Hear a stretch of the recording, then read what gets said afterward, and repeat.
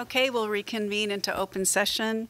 We have one reportable action item taken in closed session in regards to item 4A1, a confidential settlement for case number 2019-12-0579 was approved in the amount of $125,000. Can I ask for a motion to approve the agenda, please? So moved. Is there a second? Second. All those in favor, please say aye. Aye. That passed. Thank you. Do we have a volunteer as I look over to the student trustee table to read the board norms? Okay. Thank you. The board will come prepared and be fully present and engaged, deliberate effectively and listen openly without interrupting, work collaboratively and strive for a consensus, maintain perspective with a sense of humor, not repeat each other or ourselves, not have side conversations, give full attention to the proceedings, no cell phone use, focus on the best interest of all students, and commit to no surprises. Thank you, Charlotte. So the next item is the consent agenda. First, I'll ask if there's any comments on the consent agenda, public comment. Next, I'll ask my fellow trustees whether there's any item on the consent agenda you'd like removed for separate discussion or consideration. Nope. In that case, can I ask for a motion to approve the consent agenda, please? So moved. Is there a second? Second. All those in favor, please say aye. Aye. Thank you. That passed. Now is time for public comments for items not on the agenda. Any public comment on items not on the agenda? Okay, we'll move on. And now we're moving on to the student trustee reports. Why don't we start with Charlotte? Thank you. So the biggest event that happened at Tamalpais recently was Team's Angel Island trip. On that trip, probably the most startling occurrence was the raccoons. They've gotten smarter and they can now open bear boxes. Yeah, yes, they can. They stole the teacher's food. Yes. So. Are you sure these were raccoons? It's sounding a little suspicious. It might have been the students. Yeah. We don't know exactly, but yeah. Okay. Exactly. Yeah. Also on Angel Island, they practiced trail work with Ranger Mike, and the highlight of the trip was a night hike they took, and they saw the most beautiful sunset. An independent study, we're seeing the highest capacity we have ever seen at 90%. In that, the largest class we have is geometry, and it has 18 students in it. We have also decided on a graduation venue. It'll be at Endress Field. That's the Redwoods baseball field right next to Tamalpais' main campus. And we'll now be able to hold the reception at our own school, which has been received very well. Next year, chemistry will be a required subject for juniors, so that means teamies will be required to take it, which means a science room will be completely meant for science. No math will be able to be held there, which means math will be either held in the hub or in Teams Room 2. So we'll have to decide on that scheduling. And finally, CEC next year has been decided that they're going to have more hands-on curriculum after the success of the science labs this year. So they're going to have more English classes where they can speak publicly and discuss about their writing with their fellow peers. Thank you. Thank you. Any questions? Nope. Okay, why don't we move on? Thank you. So at Drake, we had our first student senate of the semester. One of the things we talked about during student senate is our senior tree was dying. So we had to cut off a lot of the top branches. So right now it looks a bit dilapidated. So student senate and ASB are thinking about things we can do to make the tree more festive. So still ideas are going around about what we're going to do, but we've been thinking about decorating the senior tree in some way so it doesn't look so sad. And the other thing we talked about in Student Senate was for dances, ways to make dances safer environments for everyone and make sure that everyone felt comfortable And that's a conversation we will be continuing throughout the semester. And then, so leading up to winter formal, we had our Spirit Week, which is there's different themes that students can dress up on for each day. And then on the Friday before the dance, we had a rally. And it went well, how rallies normally go. And we also had a moment of silence for Shane during that rally, which I think was a good idea. And then, so then we had our winter formal. And then also, we've been going around to different schools for AVID applications, and we've been getting a lot of interest this year, like much more than in the past years. So that's really cool, that how much interest we've been getting for the AVID program. And then finally, our boys basketball team is in the playoffs, which is Wednesday at MC. And spring sports have started. Thank you. Thank you, Maddie. Any questions? Nope. Hi, Lauren. Thank you. So today at Redwood was Everybody Loves Everybody Day. So it was sort of, I guess, the brainchild of this one girl in leadership who'd heard about it. And apparently Redwood did it maybe 4 or 5 years ago, but we didn't really know that. But so leadership passed out 4 different colors of beads this morning just at the main entrances outside of school.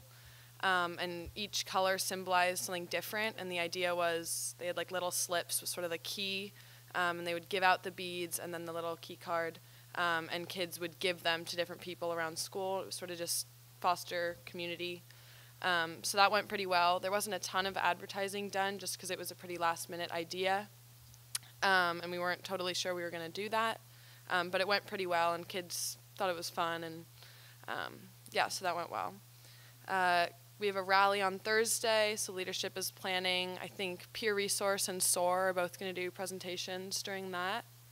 But SOAR wasn't sure if they'd had enough time to prepare, so they might not be doing that. But for sure, our end of the year rally, they'll be doing something. Career Conversations started today, so that's PTSA sponsored program. Parents come in during lunch and share out about their careers, and they're actually pretty well attended. The College and Career Center sends out a survey beforehand to sort of ask about what field students are interested in, and then they usually put together panels, about 3 or 4 parents, usually in like medical fields are those panels, and then just other sort of unique careers that students might be interested in learning about.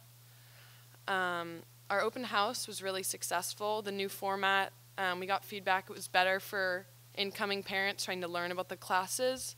It actually went really well for leadership. We were worried about the silent auction, and we raised the most money we ever have, so about $12,000. So that was really impressive. So leadership was happy, 8th grade parents were happy, and some teachers were complaining that they liked the old format of more just free flow. They would rather talk to parents than giving presentations. I also heard complaints that there were like 8th graders who had nothing to do and were just sitting in an AP US history class, so teachers were like, this doesn't really seem like there's a point, but I think for the most part people liked the new format, especially incoming parents and incoming 9th graders.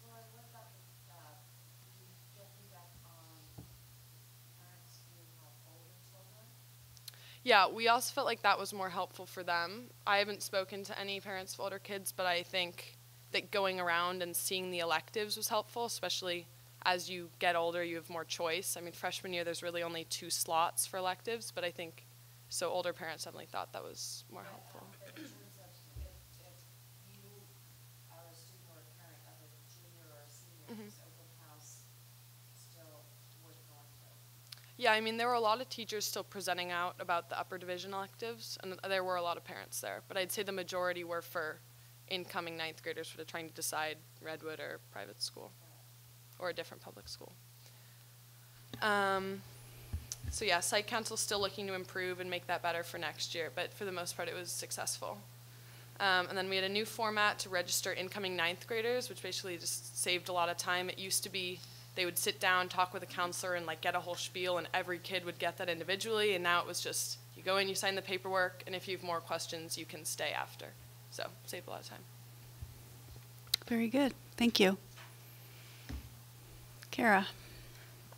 So our Black Student Union is currently fundraising for a trip to tour historically Black colleges coming up later in the spring. I'm not sure of the exact dates, but they're working on various fundraising measures to get that done. And I know the president I'm good friends with, and they're very good momentum coming behind it. In addition to Celebrate Black History Month, our TAM Unity Committee within leadership is making posters with predominant social figures now or historical figures and quotes by them. They have big ones that they're getting laminated to put around the school, and plus they're offering smaller ones that they'll give out to teachers if teachers want them within their classrooms. They have a range of male, female, sports players, non-sports players, historical figures, current social people, so it's a good BSU did this 2 years ago, and then leadership, they weren't doing it in leadership, we have the resources, we have the time, we'll take this on. So that's turning out really cool. Last week, all of our winter sports celebrated their senior days, including our girls soccer, who finished undefeated within the MCAL season. So they're going on to playoffs as the favorite. Our Animal Kindness Club is doing kind of a Valentine's Day themed donations for animal supplies, from anything from food to old paper towels, which I think is kind of fun. We had a senior meeting last Friday talking about making sure that students knew what was in senior in good standing, all of that stuff, plus addressing the scavenger hunt early on. Both leadership and admin have been talking about ways to kind of not do that again this year. So, yeah.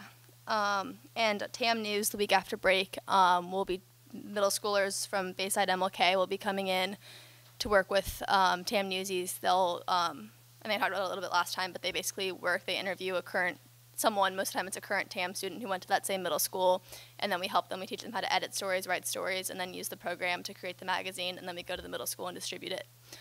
So we're doing that with Bayside MLK first, and we'll do it with Willow Creek later in April. And leadership is trying to do a similar program this year with planning a rally, so we'll see how that goes too. Cara, I have a question. So you said that the admin and whoever met to sort of kind of try not to have the scavenger hunt this year. What are the, was there an agreement that the scavenger hunt's not going forward? So there was no official meeting now. It's kind of been a continuing conversation throughout the year, but talking with leadership, seniors and juniors, being as student leaders on campus, how can we individually discourage our friends? I think there's been an overall agreement that it should not be like it was. I think there are definitely some students, it hasn't been settled. Kids are still talking about it and what will admin do? But I think trying to get it talking about it early, plus I think there's no agreement met with admin, but more admin being leadership, we need your help. As student leaders, you shouldn't be the secretary and then go be encouraging this behavior, kind of finding a way to kind of either just turn it in a different direction and just kind of put it out through students, because previous administrative action only has proved mildly unsuccessful. Does that make sense? No. Yeah. It sounds like a resolution's really up No. a bit. So I'm just curious, because it sounds like there's lots of different understandings out there. Yeah, there's no solid plan. I think it's just talking. Admin has already, this is the earliest that they've ever addressed it within the school year, so they brought it up. It's February, so it was immediately brought up. And then, kind of separate leadership has been having conversations about how the students themselves, through their social circles, can kind of work both as a leadership student and just as a TAM senior. I encourage you, too, to get the community involved. The community of Mill Valley got very involved, and get the parents involved, because too much is laid just on admin to deal with these things, and it's a community issue. Thanks. Thank you for those reports. It was very good, very helpful. Now we'll move on to trustee considerations, and the first up is presentation of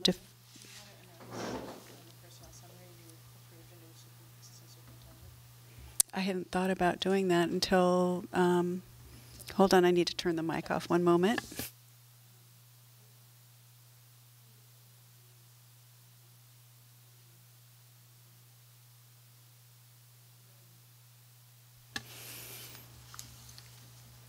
It's on consent. Anyway. Yeah, and that's kind of what I thought we had talked about. But trustee considerations, presentation of deferred maintenance and capital projects plan. Thank you. Good Good evening, Dr. Topier, Board of Trustees. I would like to introduce our Director of Maintenance Operations, Mr. David O'Connor. David is going to walk us through the PowerPoint this evening. David?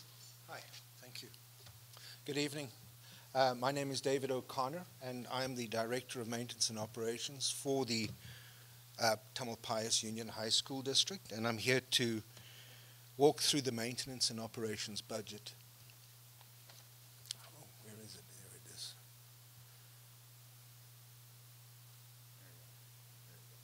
Thank you. Which one do I press? That guy there.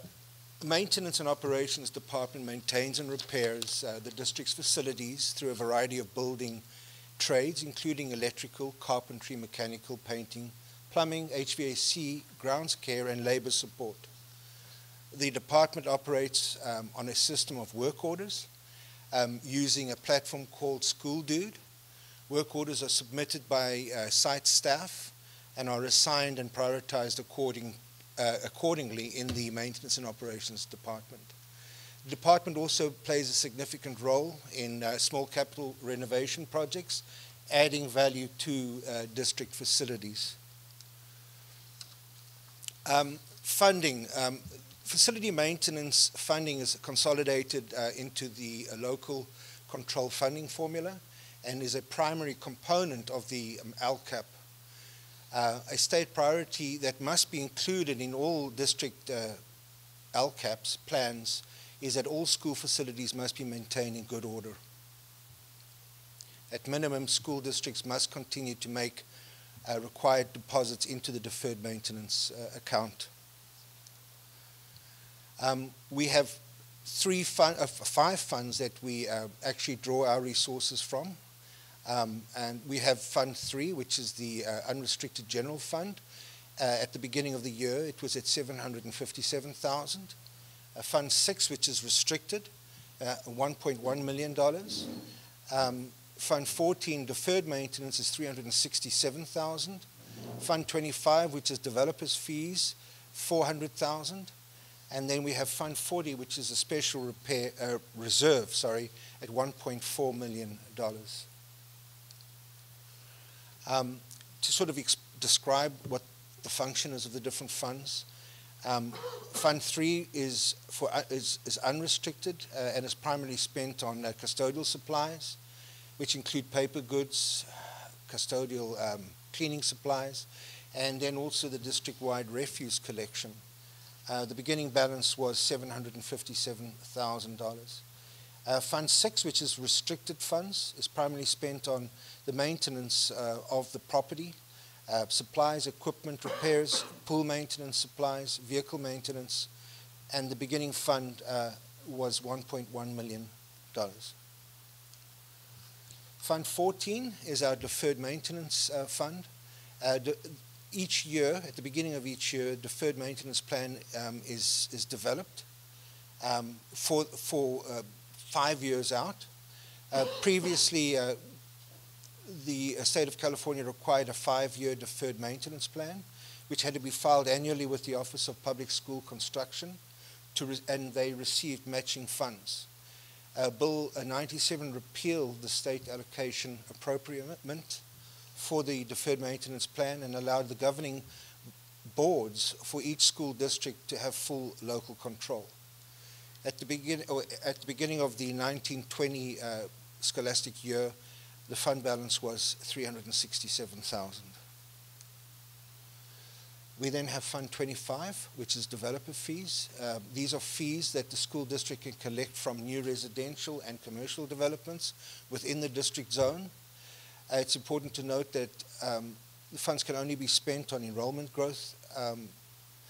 Developer fees are typically split between school districts, and the Tam Union High School District has sharing agreements with 12 feeder school districts. The fund balance was $400,000. Fund 40, which is a capital outlay fund. This fund exists primarily to provide for the accumulation of general fund monies for capital outlay.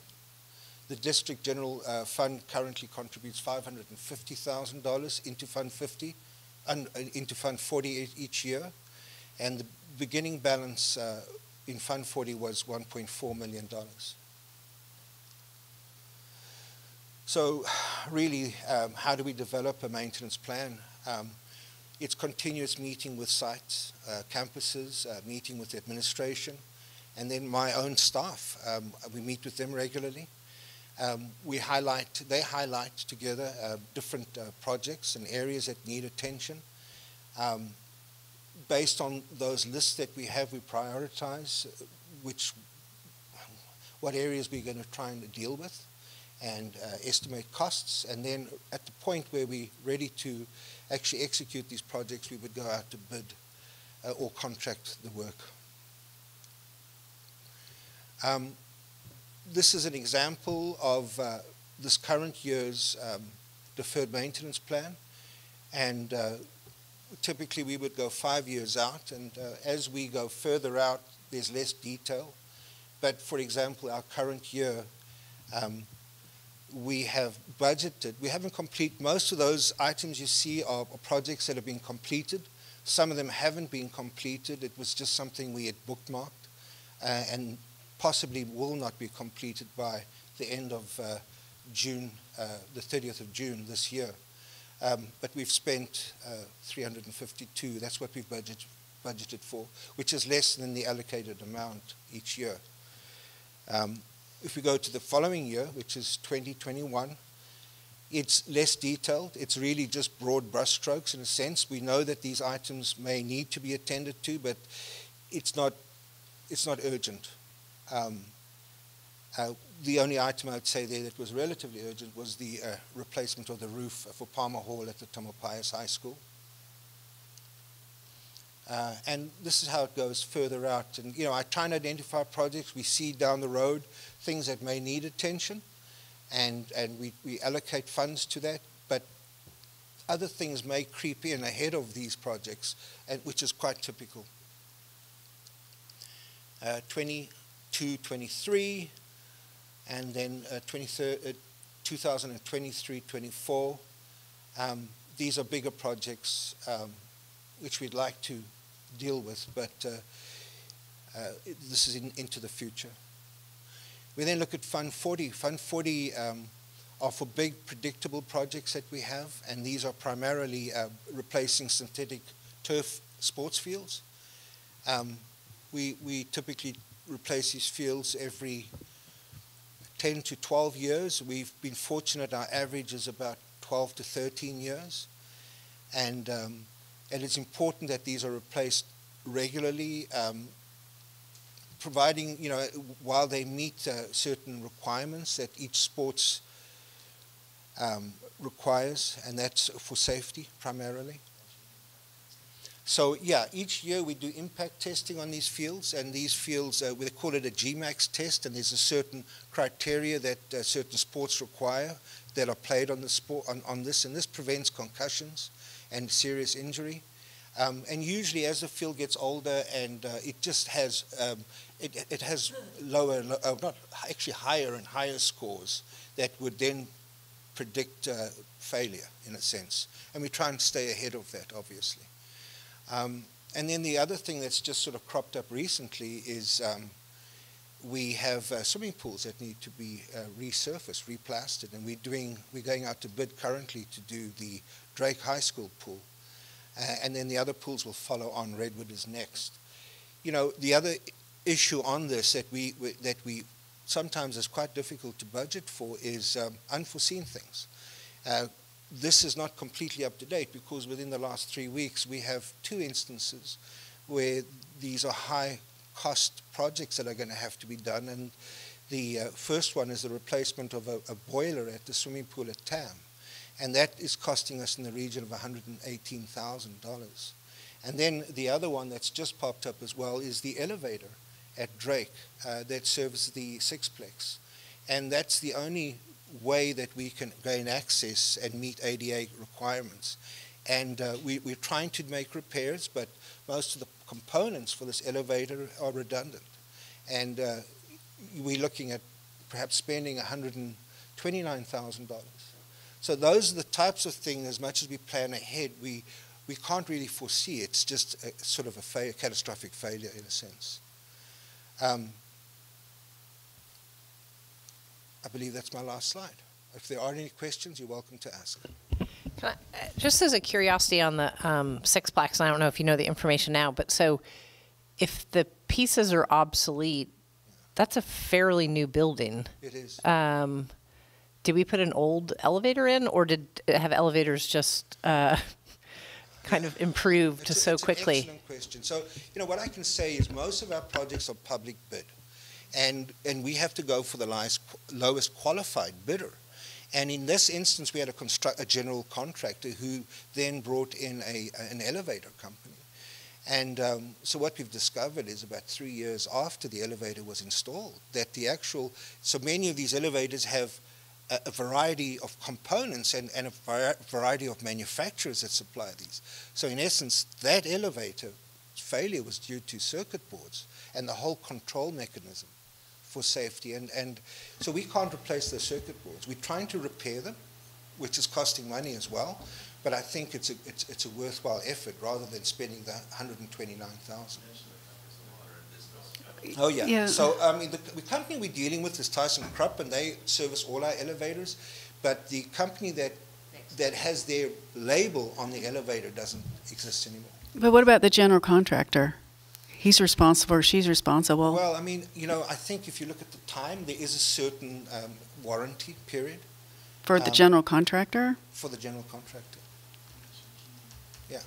So what we've done is, in both the instances where we've had this sort of catastrophic failures, boilers, we've actually gone through we've submitted a claim with our insurance provider, Keenan. And in the past, boilers, we've been relatively successful. They've paid out to replace. The elevator as well is being investigated, and if there is an opportunity, they will sort of back their insurance policy up, and we'll see where that leads us. I have one question about the football field at TAM and the other fields. I'm getting flashbacks to all the debate about those fields. I can't believe, I didn't realize it was only 8 years. I, for some reason, thought it was 10 or 15. But are we finding that their life is not as long as we originally thought? We're surpassing their life. Their warranty. I thought I saw up there 8 is what I thought I saw. 8 years. Oh, 8 more years. So you have 8 years of warranty. Okay, I misunderstood the slide. I thought that was the interval between the purchase and maintenance. Okay, I misunderstood the slide. Okay, good, because that's what I remember our big debates about. Okay, thank you. And they're safe as well to play on. So. Yeah, no, that's important. And we've also gone to organic. So we don't. Well, that was really important. Yeah. Yes, we debated about that quite a bit. It'll be interesting to see how long they I'll last. tell the former board members. They will not. Anyway, we'll stop at that. Yes. Yeah. Thank you. Any other questions? It's an informational item. Thank you. Thanks. Thank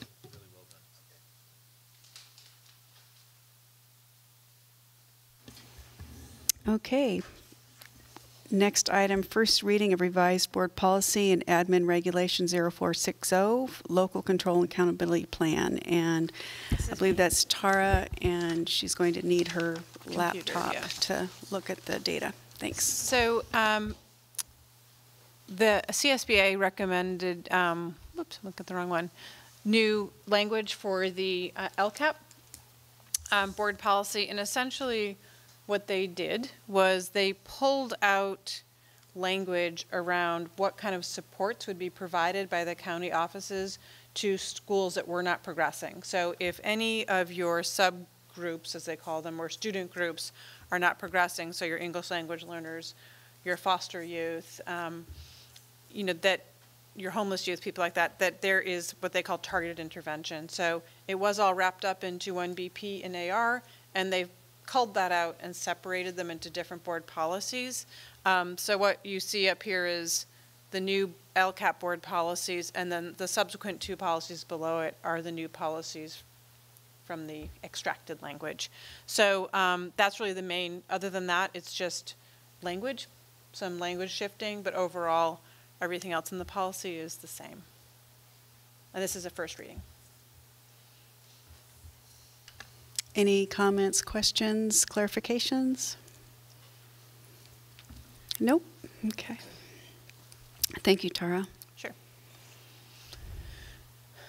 And now we're on to the first reading of new board policy 0520 and 0520.1, intervention for underperforming schools Yeah. and comprehensive and targeted support and improvement. Yep, so these are the new policies that I was just referencing. So these, instead of being embedded within LCAP, they have called them out so that there are specific board policies around both seeking and receiving intervention support for student groups and also for whole schools that are underperforming. So that's what these two board policies are.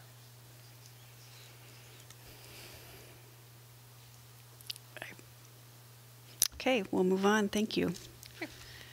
Now we're on to discussion of mission and vision statement development. And glad to see you back, Devonna. This is perfect timing because we had a group discussion last time and it was really helpful to, and you too, Charlotte.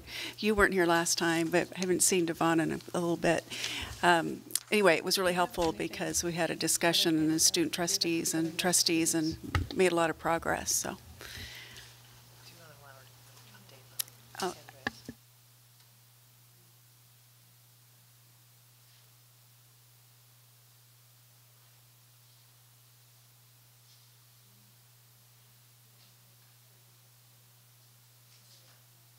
Devon, I don't want to put you on the spot because you may not have something prepared because I know you were kind of rushing in, but if you have a student report, we'd love to hear it. Otherwise, we can wait till next time. It's up to you. Yeah, I have a small one. Okay.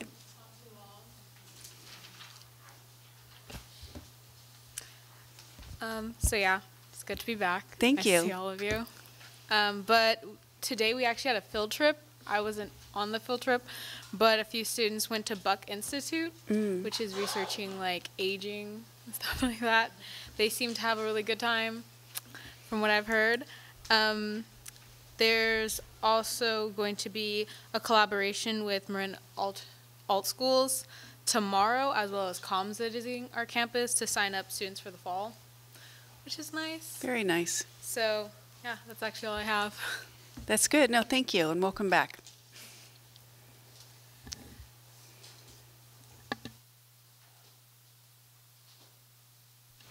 I'll hand it to you. Thanks. So last time we were together, we had looked at the mission statement, and I think Cynthia was going to do a stab at recraft. I think we were going to craft it into two sentences. Yes. To try and incorporate everything. To try to incorporate, yeah. And then we also had we had looked at the grad profile and done some paring down, shall we say, of. And so you should have the pared down version. And we also have a. Does everyone have the red line or no? No. Okay. We have the original on the back. Okay. Great. Yeah, first version and second version. Okay. So, Cynthia, do you want to talk about your revisions to the statement? Those revisions. Because we had, I think, had some discussion about whether critical thinking represented the rigor that we wanted, right? And we talked about educators recognizing as a term of art, but maybe the community not recognizing that. And so we put the word knowledgeable in there as well. And then also had talked about keeping that idea of community members to recognize all different communities and identities. So I propose revising it. TUHSD is committed to educating students to be critical thinkers who are caring, collaborative, and knowledgeable community members, period. TUHSD students will work to improve a diverse and dynamic society. And so obviously phrasing it that way keeps community members, but it has critical thinkers first. Mm-hmm. We could say, if we wanted to focus on the caring, collaborative, and knowledgeable first, we could say TUHSD is committed to educating students who are caring, collaborative, and knowledgeable critical thinkers. TUHSD students will work to improve a diverse and dynamic society.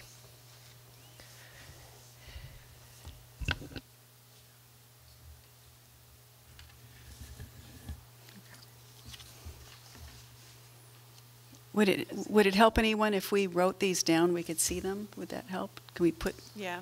I'm just wondering. I'm a visual person. Get ready to go to college and take notes. I just can't really tell the difference between the two. Yeah. Okay, well, the first one leads with critical thinkers. Okay. And the second one leads with caring, collaborative, and knowledgeable critical thinkers, but loses community members, right? So the first one, let me repeat it. Talk slowly. If you're going to school on the East Coast, TUHSD is committed to educating students to be critical thinkers and who are also caring collaborative and knowledgeable community members, period. TUHSD students will work to improve a diverse and dynamic society. So that's the first one. It preserves community members, but it leads with critical thinkers. The second one, TUHSD is committed to educating students who are caring, collaborative, and knowledgeable critical thinkers, but loses the community members because it doesn't really fit with the way that's set up. And then the second sentence is the same. TUHSD students will work to improve a diverse and dynamic society. Are we doing comments? Yeah. I personally like the first one because I think community members is important, and I don't see any problem with having critical thinkers first.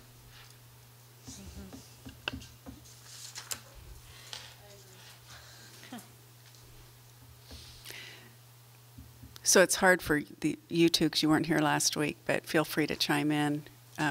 You'd be surprised how long we spent talking about this, but we spent a lot of time talking about the word critical thinker and what that really meant, wanting to include rigor, but community was important to many people, and rather than refer to citizens, wanted to refer to community members. So a lot of thought went into every little word. So if you have any ideas, feel free to chime in. And I also like the first one, Cynthia, thank you. And I see a nod with the person next to Cynthia.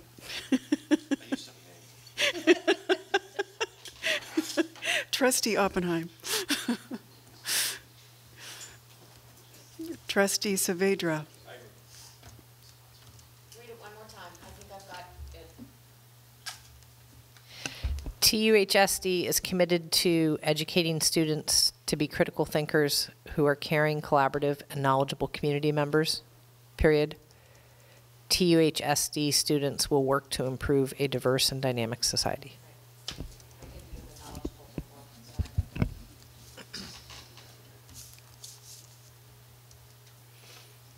And Dr. Topier, do you have, I'd be curious what your thoughts are. Sorry, I'm trying to capture it so that I can share it with Mary and she can project it. Mary, if I share this with you, will you be able to project it for us? So just, if you just unplug. Sorry. I like that. Sorry.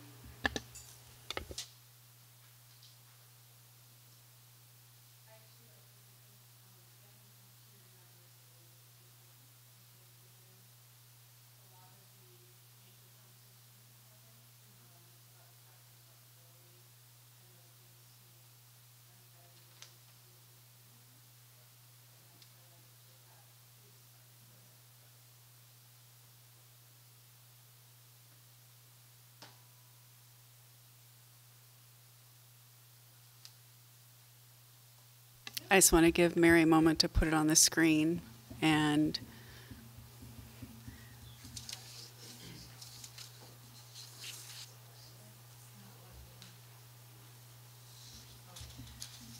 So, and just for Charlotte and Devontae too, one of the things that we discussed last time was that we wanted a statement that everyone could repeat, and it would become common language within the district.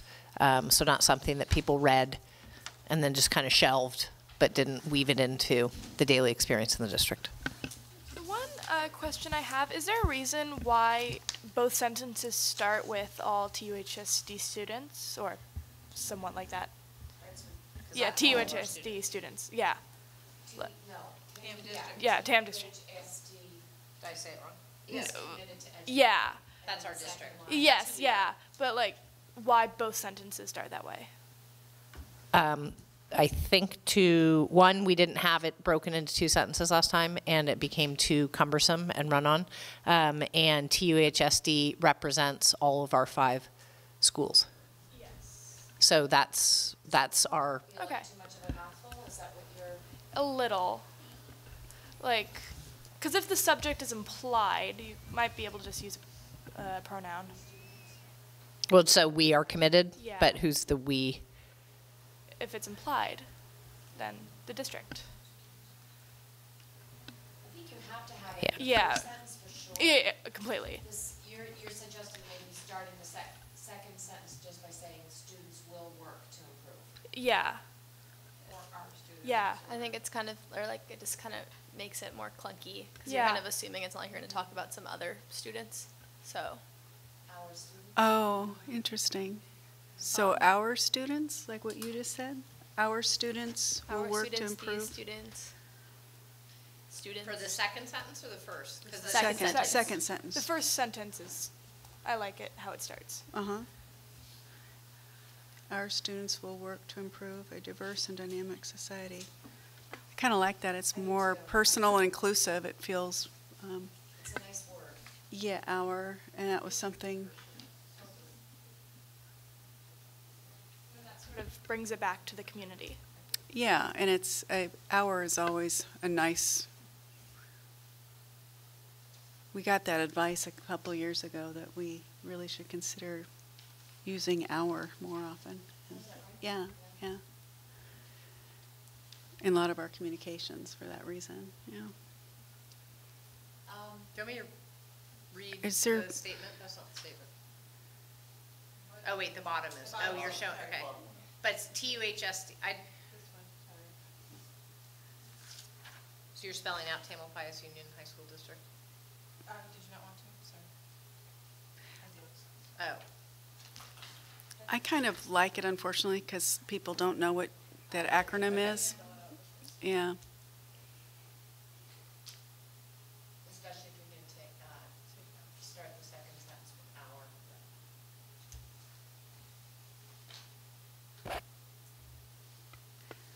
Question, and It's, yeah, okay, sorry. knowledgeable versus informed community members.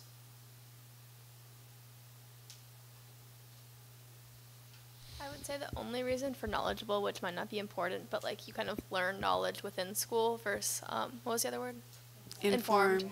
Like that, like, I mean, they both work fine, but like knowledgeable I associate more with school versus informed, I think is more coming from your social climate. Like they both work fine, but if like, I just associate the word knowledge with school more, but like they both are fine. But if you want that school connotation, but that's not like a full argument, but. I think knowledgeable suggests more action. Informed, to me, seems more passive. You're waiting to receive information. Not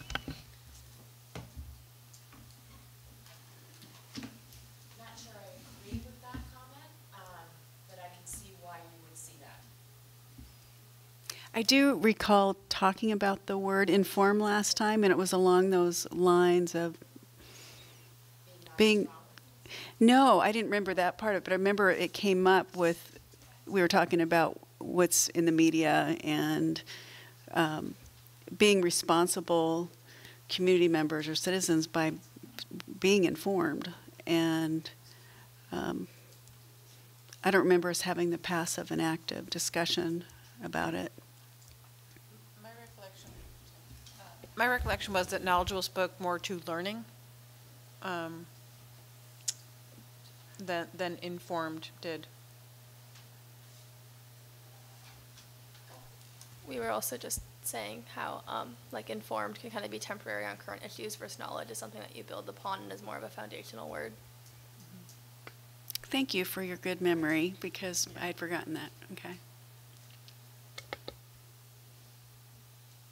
So, Karen, are you okay with knowledgeable? And how does everyone feel about hour? I know I like it, but is everyone, yeah. Good. Well, thank you, Charlotte. See, you weren't even here last time and jumped right in and helped. Thank you. Yeah, one front. That's good. Thank you. So this is not an action item, but we can say we've reached consensus. Yeah. This is Oh, pretty small. That's but okay. It's just a complement to the sentence. If it is something that's going to be repeated a lot, I think the alliteration is very nice and makes for a very catchy, flowing sentence. Diverse and dynamic. No, the C's critical, caring, collaborative community. And diverse and dynamic. And diverse and dynamic. Yeah, there's a lot of alliterations. Quite nice. In fact, it goes from C to D. Will this be on like a bunch of posters all over schools? Yeah, I mean, we've talked about it, yeah, because I don't know if you know, have you seen any posters with our current mission paragraph? It's our paragraph, not a statement. They used to be up. They used to, yeah. I think I've seen like one very formal looking one in the office. That might be it, Yeah, I don't know. but no one's read it. Yeah, and so that's what I really like about this, that we really work to have meaning, but first we were trying for one sentence, but as you can see, it became impossible, but this is really nice. I do like it. Thank you to Cynthia for being the primary author and taking our discussion and putting pen to paper. So thank you. It was a collaborative effort. Okay. So then the grad profile, what's next? And the idea of making sure that what was on here was reflective of the statement. And so the revised 12820 was built off of the feedback Mary and I tried to capture as we were discussing this last time. I have a question. It's not entirely clear to me what solve authentic information means under critical thinking. It's authentic Yeah. problems. It was authentic problems. We changed Okay. them. Oh, yeah, no, that was, Right. yeah. Okay. Right. Solve authentic problems. Oh, okay. I also thought we Yeah. had a question about. We had, so we had Look the here. order, so identify, define, and solve authentic problems was at the top of critical Yeah, thinking. yeah, we put, Then it was going to go to pose substantive questions.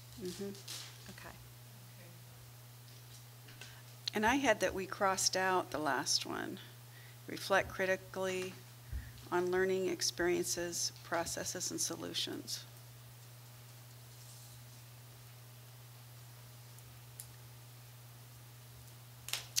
Maybe that was just me crossing it out, not the rest of you. I hadn't crossed it out. Okay. Well, then it was me speaking to myself. You can ignore it. I should have put it in. I mean, you can suggest we do. Obviously, I was overruled last time, so I won't bring it up. May I ask why creative is grouped in with independent learning? Just sort of through experience, they seem different. So this was originally created by a collaboration of teachers, and my recollection was that there was just some debate that we didn't want kids to just be independent learners, but also to be creative in their thought processes. Okay.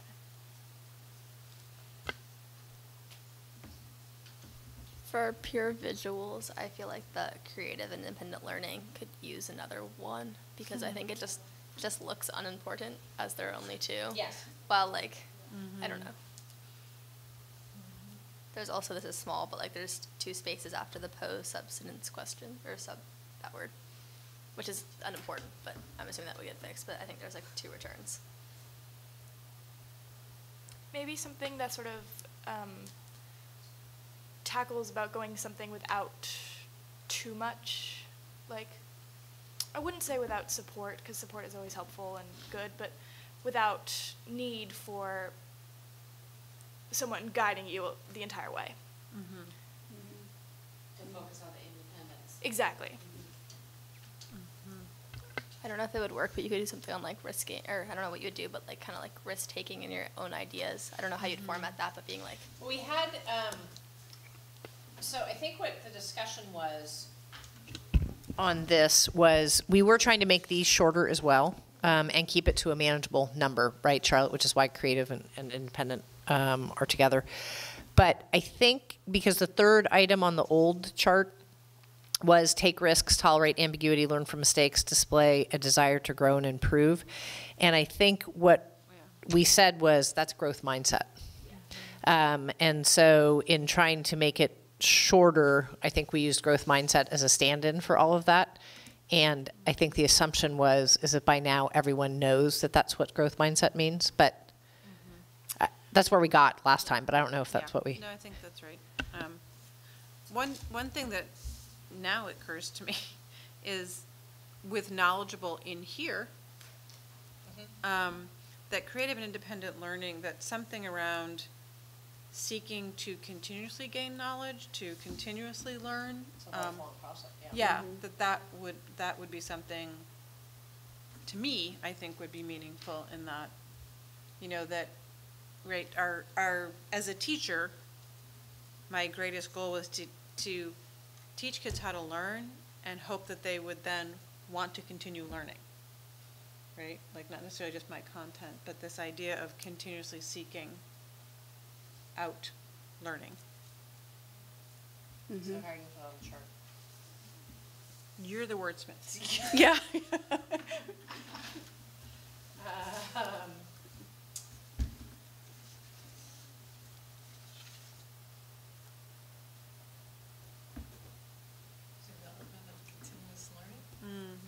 Well, it's really developing habits of mind and a spirit of inquiry that will, and I don't want to use foster again because we have foster growth mindset, but something that foster,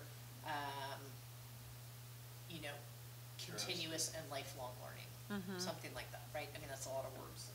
What did you have? Curiosity. Curiosity, yeah. So developing habits of mind. Well, anyway, so something that, to get curiosity in there. The continuous and lifelong, right? Because continuous is while at school, and then ultimately we've done a good job. We've laid the foundation for lifelong learning.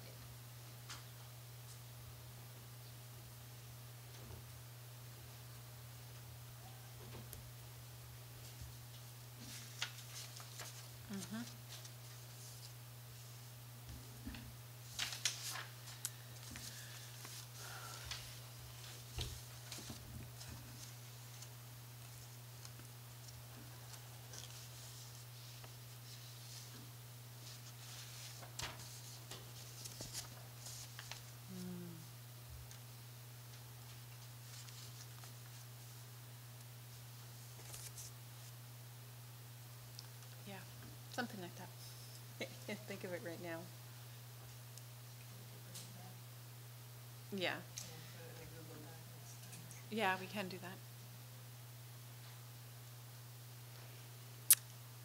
Any other comments that we should discuss now? Or what's the plan? We're just going to kind of think on this one a little bit? We can put this in a Google Doc and bring it back next time with some form of language developed around the curiosity, continuous lifelong learning. So that it's actually coherent. Yeah, so that we can understand. Yeah, and to switch those up. Are there any others in any of the other columns that we think either need to be adjusted or?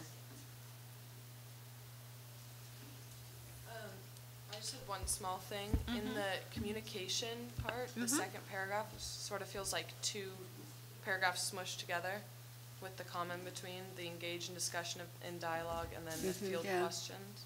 I feel like maybe those could be separated or just put an and in between. I don't know. I think either, but just the comma between them doesn't really work.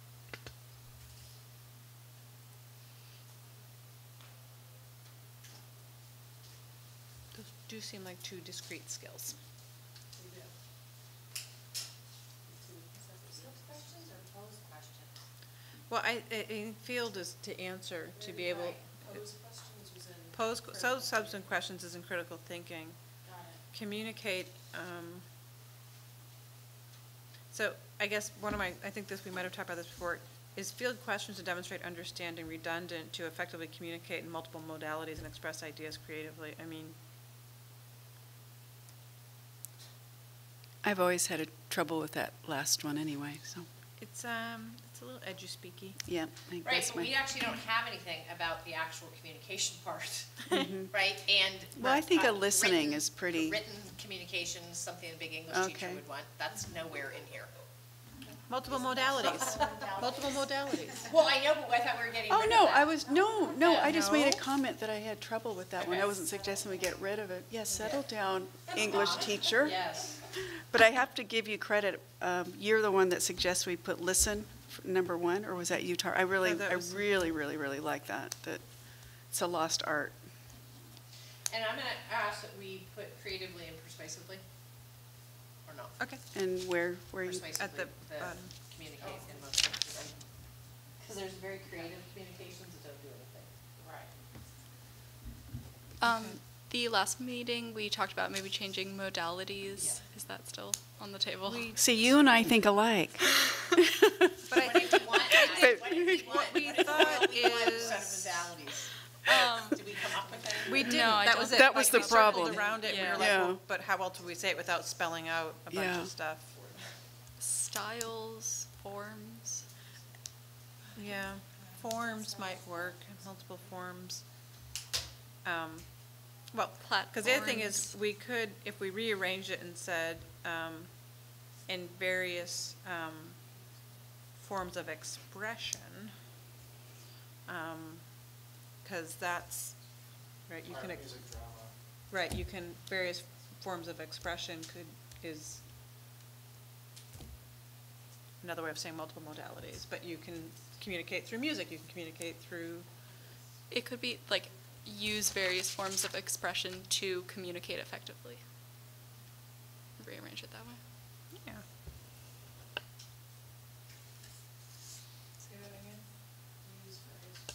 Use various forms of expression to communicate effectively. Well, Communicate I was just- effectively, creatively, and persuasively. Yeah, I was just using the one Yeah. adjective already there, but yeah, we can also change that. Go, Maddie, you're almost there. What issue do you have with modalities? Because I just think it's a bit technical, so it would just be, it's not very accessible for the layperson reading this. Yeah, I mean, it's just a word I don't like. Yeah. Yeah, that's even I think better. mediums, Yeah, that's yeah. actually better. Yeah. Yeah, it's just the modality. I just have a hard time with that word. I would leave it as is and switch out modalities to mediums. Yeah, I like that better. Effectively communicate in multiple, unless it means you're a psychic or something. perhaps. Yeah. Do you think mediums covers, like Kevin's point around music and art, and you think mediums? Yeah, I that's do. covered in I think it mediums? does, yeah.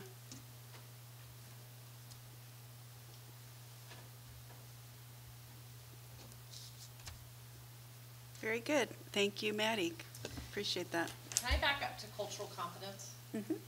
That first category, other cultures, we have a variety of cultures.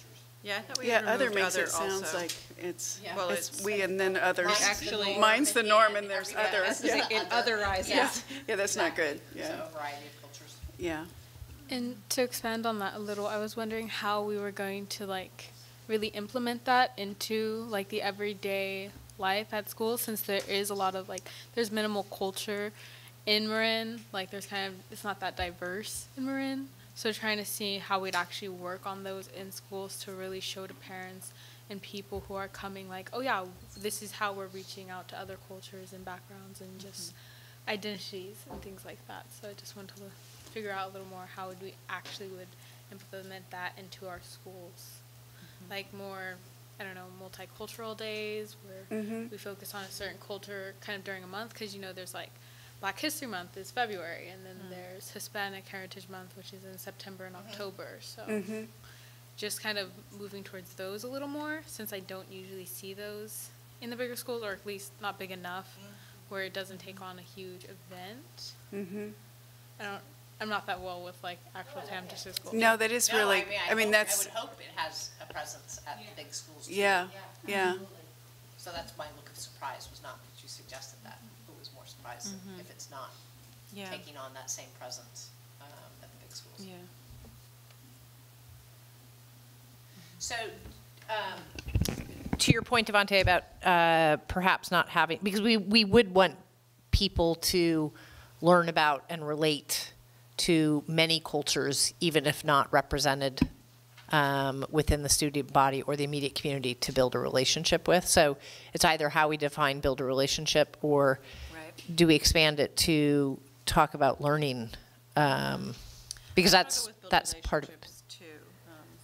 You want building relationships? Well, I would love them to build relationships. Right. Yes. Well, yes. Ultimately, yes. Right. But I guess one thing I struggle with that is that there's nothing in there in that sentence that says that you will build relationships with people from a variety of cultures, backgrounds, in a respectful and inclusive way. I mean, do you know, like, maybe relationships assumes that, but I think in such a dominant white culture, I don't think that it does. Yes. And actually, just as an aside, my daughter's spending the semester in Cape Town, South Africa this spring. And she has a community service project or aspect of her class. And they do theory at the beginning of the week, and they do practice at the end of the week, where they go into the shanty towns and work with kids. And the first reading they had was, is travel the new colonialism? And so really getting the kids to work in immersing themselves in the culture, understanding the culture, being a part of the culture for the time there. And I think that's what we're going for here, not just a pass by, right? Like, oh, I'm friends with that, or I went to one thing for, so I think some of the things we're trying to get is learning, accepting, or learning, understanding, respecting. What else are we trying to do? And appreciating, right? I mean, it seems like those are the four things that are at the heart of. I think that's going to be hard to work into that particular, like that one. Maybe what we do is, and maybe it doesn't go under cultural competence, but have something about relationships, healthy, respectful. I don't even know what we could characterize. I have an idea for the wording, if that's what's bothering you. Maybe build respectful and supportive relationships with people from from a variety of cultures. Just like throw in like a adverb in there. Yeah, I don't think that's enough, because of what Devontae pointed out, right? That it's not building the relationships, because we may not have, and so how are we going to, right? Because we have to be able to prove all of these things, right? So what are we looking for as far as success? I think the baseline we should look at is just the understanding of different cultures and how different cultures can be represented and as well as just perceived. So that should be the baseline, and then growing off that should be relationships. So I think it should start with less about trying to make relationships with people from different cultures and backgrounds, and more or less just the understanding of different cultures and backgrounds that, you know, stray from your own. Could you ever do the language, like, or just more being like learning to understand and respect various cultures, and then find a different spot for the relationships? Because, like, I mean, it's the next one, but kind of combining the, like. But multiple perspectives is not the same thing as a variety of cultures. I think they're both important, but I think, you know, learning about and valuing people from a variety of cultures and backgrounds. I like the word value better than respect. Yeah. Respect implies that you have to be told to respect, and it's something, I mean, there's something about that word in this context. I think I do like the value better. I also think, I now understand what was bothering me. I also, there's something in that first, I don't know why I can't know what to call them, blurb, that, again, in a really dominant white culture could read a little bit like, so these people of color are here for my benefit. Do you know what I mean? Yeah, I think, yeah. Instead of, we're all enriched by having people from a variety of cultures and backgrounds together. Am I making any sense? Yeah, because it does sound like a dominance thing, Yeah. rather than we're all together.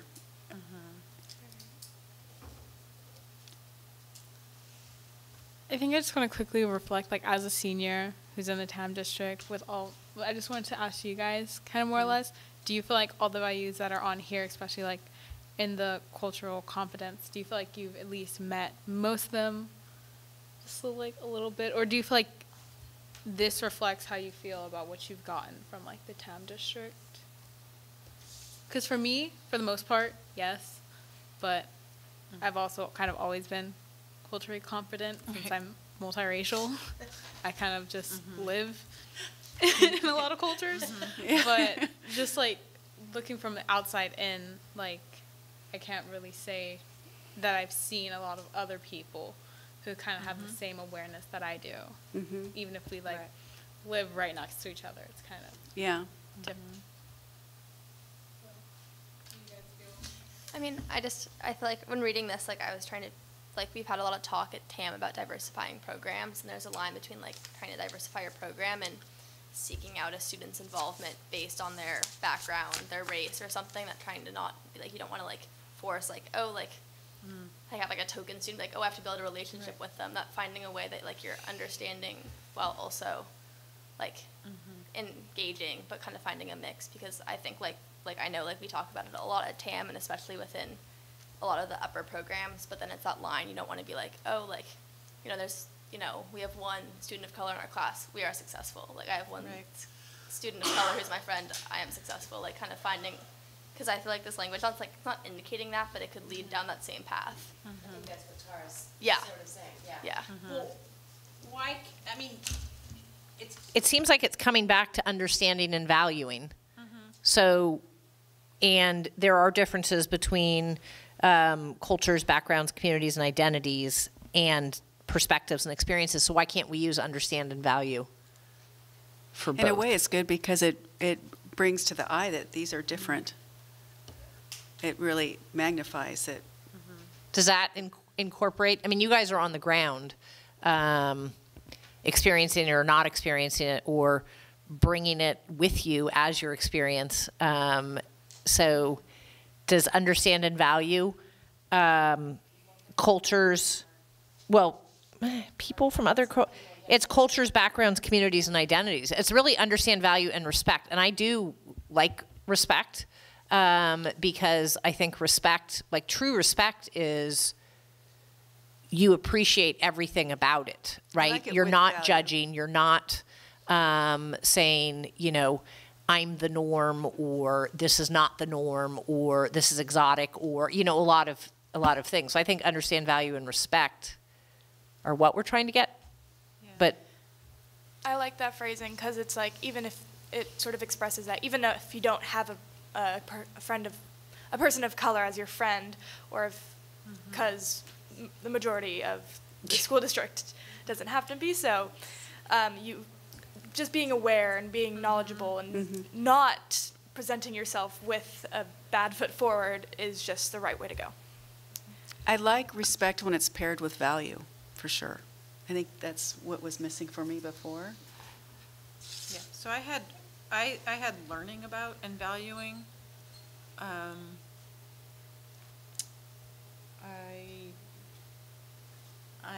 I like the idea that you seek out information about other things or people, or and I think it also speaks potentially to curriculum and materials.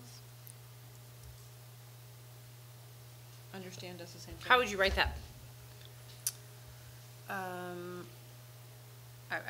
I wrote learn about and value a variety of cultures.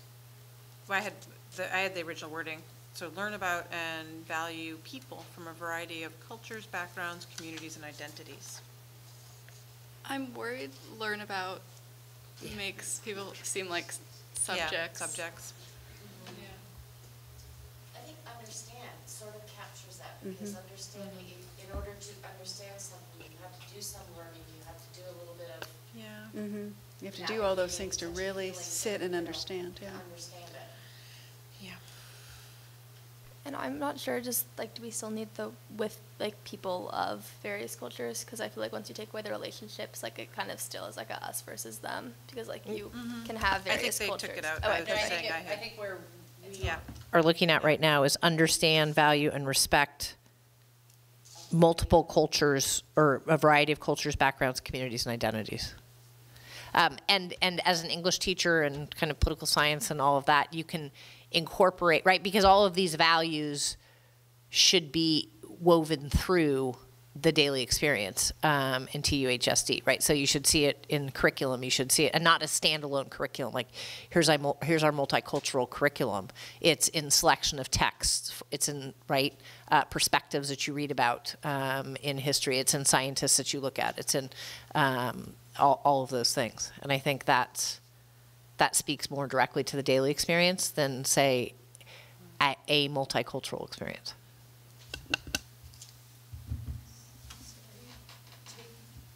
Do we still have the first two, but with different wording, or are we taking out one? first two. Are we melding the first two together? No, We have two there's separate two ones. separate ones. But we're just changing the wording. Yeah. Okay. All right.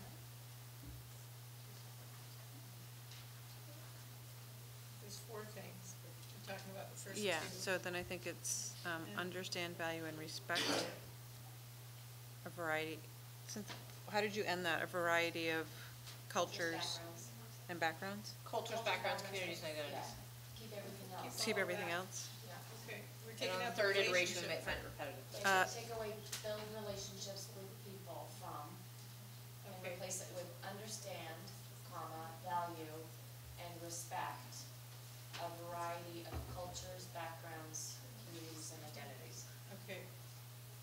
And then we're keeping also the second one, learning about, or just understand and value Multiple perspectives. Mm-hmm. What's acknowledging the unknown? That you don't have there isn't a right or dominant way of being that's like, I think it's trying to say there isn't a norm, right? That someone gets to assume. Okay, is that what that means? Acknowledging the unknown? Okay. I Talked about thought. last time, that what you don't Yeah. know what you don't know. Mm-hmm. I think that's Yeah, our correct me if I'm main wrong. Yeah, I thought the last time when we talked about this, acknowledging the unknown was addressing your own gaps in your knowledge, like acknowledging your own ignorance. Mm-hmm.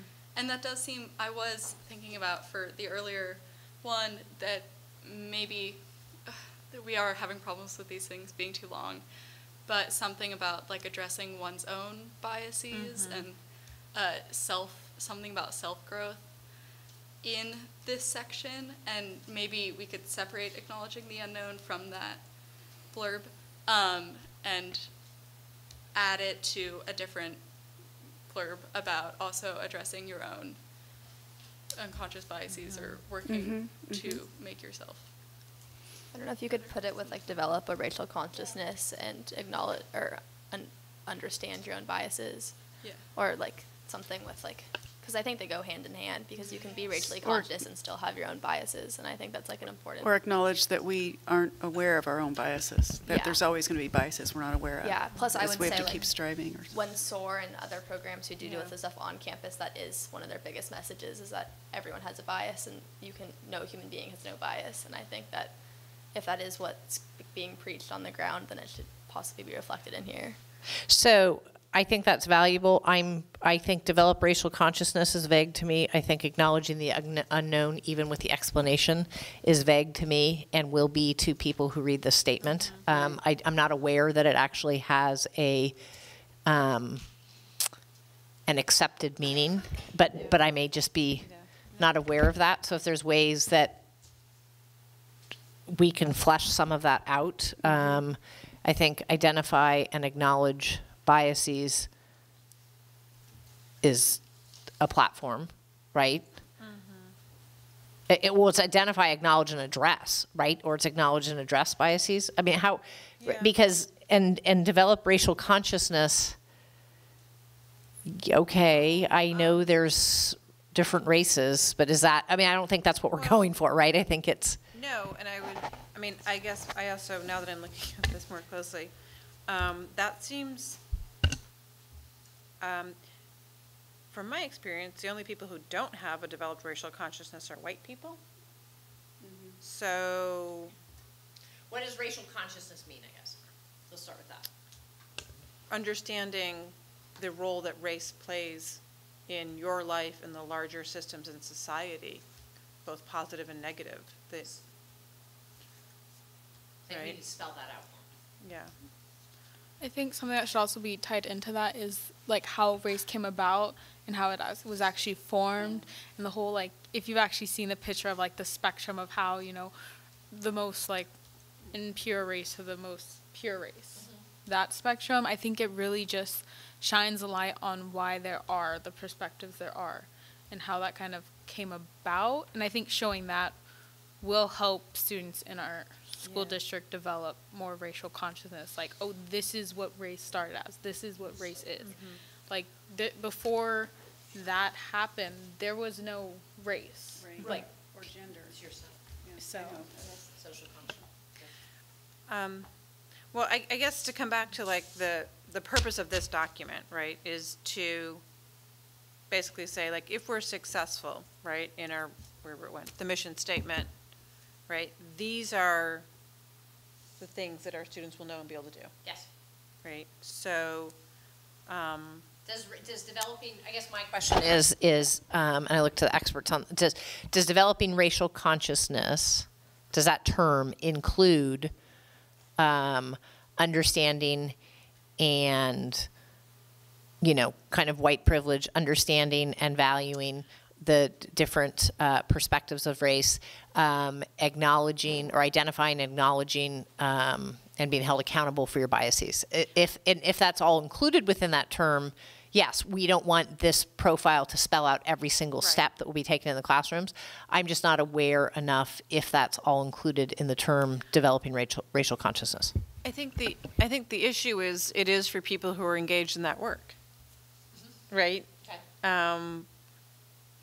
But to your point, if you're not, I mean, and again, so the idea would be this is a guidepost. So the assumption would be that we are signaling to our community and to our teachers that this is something that's important and that that students will have the opportunity to develop racial consciousness in our system.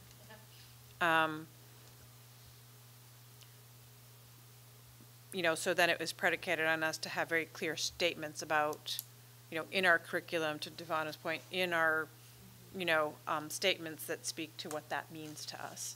It can't be here because we don't have. Right. We don't, yeah. We're going to need hyperlinks to all of this stuff. There was something you're sort of getting at that this is sort of more for, like that statement specifically is sort of more for the white students and white teachers because they're the ones who struggle with that. And if this whole thing is more of a we statement, then that's alienating people who aren't white because that isn't as much of an issue for them, but it makes it seem like everyone in our district is white. Yeah. I don't know. I mean, in my perspective, as a person of color and being in this district, when I see this statement, all I think is like, oh, you're trying. Like, you're trying to become more conscious. Right. Like, it's nice. It's good. You're trying. That's kind of my, like, that's what I think. But overall, like, seeing it, it doesn't really apply to me. So I kind of just, like, skip over that and continue on. Yeah. But I feel like there is still a lot of ignorance in minorities as well. Like, if you're somebody who's just, you know, African American and then you look at, you know, a Chinese American, you're probably not going to understand their race or their struggles as much as you understand your own. And it could be even to the same lengths as some, like a black person having the same perspective as a white person towards somebody who's a Chinese American. Like, especially like now with like the coronavirus and everything, you're seeing a lot of ignorance that has been built up that people don't even realize that they have from all races. So I think just becoming more conscious of that and just having that consciousness altogether will bring this statement to more realism. And I do, with that discussion and the way you explained it also, Tara, I think, like, this is actually one of the categories where the things relate most to each other, right? And they kind of unfold from each other. So understanding, valuing, and respecting, right? Then understanding, valuing, and respecting multiple perspectives, developing racial consciousness, it works together. They're symbiotic. They're cascading. Whereas some of the other categories, They're they not. don't seem as interrelated. So I think all of them support one another in this category. Another thing I want to ask for this is, like, understanding multiple perspectives. Does that also include, like, a more liberal and conservative perspective, or is this kind of mainly just for? Okay, so it also includes that. Right. So I think working on that a little more, because we do live in a very liberal county, and I noticed that a lot of the kids who do have a conservative perspective don't feel like they can share their perspective without being hated on. Yeah. And I feel like their perspective is kind of needed in a place where it's very just closed off. And I just feel like that should also be shouted more, because I feel like this whole thing to me just seems like more of a race thing, more of a culture thing, than like an actual, like, oh, this is about different perspectives and understanding each other's beliefs and being able to grow with each other through those beliefs. And I think that's, I mean, not that point, but I think like identities, I think was part of also when that word. Well,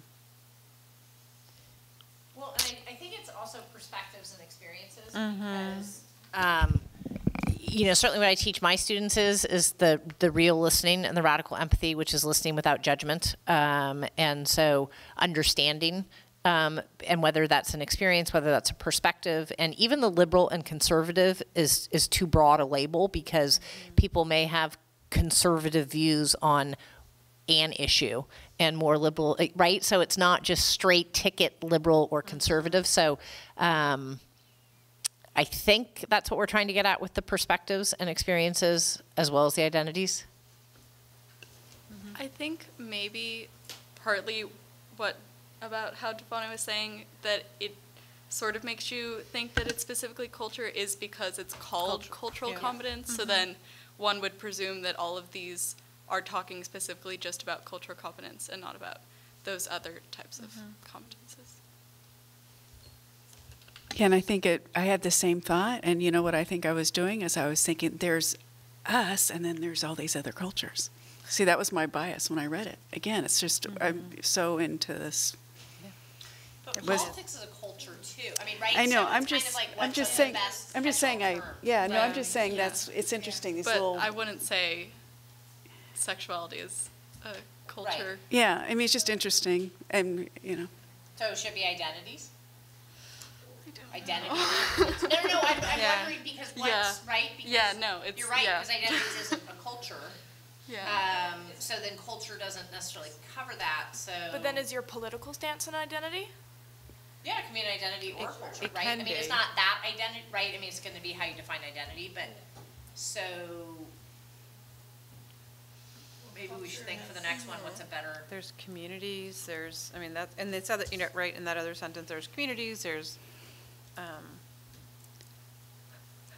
Well, it's more, what's our category? yeah. Culture has a broader meaning though than just race. There are. Well, but identity's not cultural. It is sort of, I think. I think you can use that term, but I don't think that term necessarily, that's not the first thing you're going to think of when you hear cultural. I was also wondering, I know this is getting long, but with this, I don't know if there's any way you would fit in a word like you want to like share your own perspective and understand others, because all of this is about learning. And I think like while there are the majority of our people might want to just be quiet and learn, I think there are also people who have you might want to being a diverse student, you might want to share your experience, or if you have a background, like I don't know if it's needed in here or if it's implied, but like It'd be under Status quo, does that represent Or I feel like communicate that effectively. inspires I like thought was in action, there. but I'm like more like if you're in a conversation, like I don't know, I feel like in this conversation right now we're all sharing like, oh, this identity is important to me, so like is this fitted in like sharing your, but I don't know if that fits or if Do it's you too think long. that's included in the third?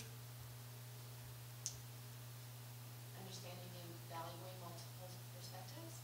An identity, Well, again, that's. an You're experience. right, but I think what Kara is saying is to actually share your perspective too, like more outward rather than inward. I don't know if it's needed. Right, but I mean, for people to understand, right, that Right. implies everyone sharing. Yeah.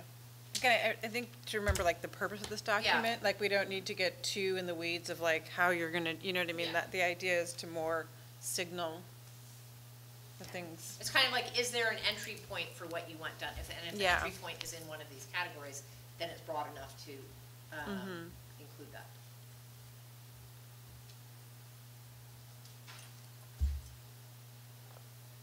So we're at 7:30. Should we send this back for rewrite? Yeah, I think we and need- then, Yeah, thank you for, Yeah. this was Thanks very for the helpful. conversation.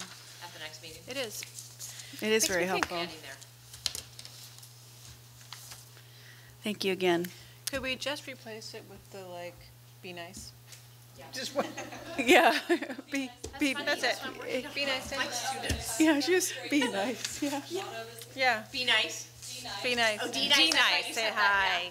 Oh, that's right, It's like I the heard t-shirt I've that. seen that's like, dude, be nice. Like, just Yeah. be nice. So Instead we're of on to just this. do it, just be nice. Yeah, wait, no, This after a all while. goes back to the golden rule. It does, I was just thinking that. Right. Superintendent's report. I know, I can't look at my phone. What? I looked at it. Stop.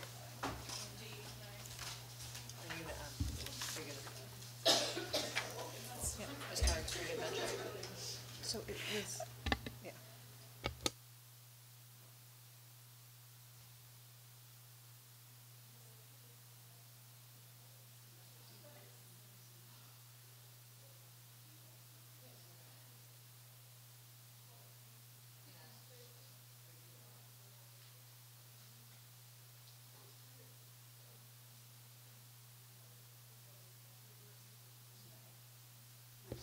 No, I know, it was.